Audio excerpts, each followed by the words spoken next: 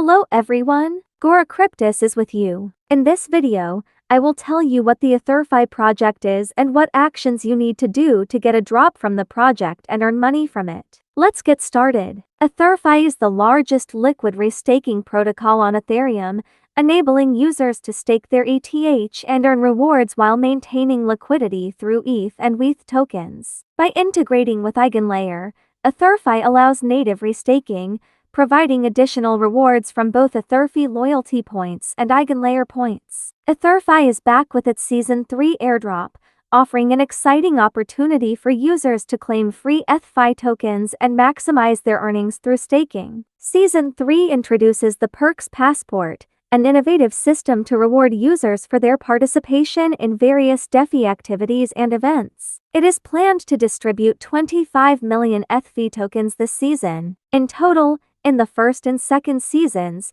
you could get a minimum of $1,000 in tokens just for staking your ETH without risk. Season 3 might also be good to reward its users. What we need to do: go to the ETHER.FI website, follow the link in the description, connect your Ethereum wallet, for example MetaMask or Rabi wallet, make a staking on ETH. You can buy ETH on any exchange. Every day, go into the briefcase and press the check-in on the right.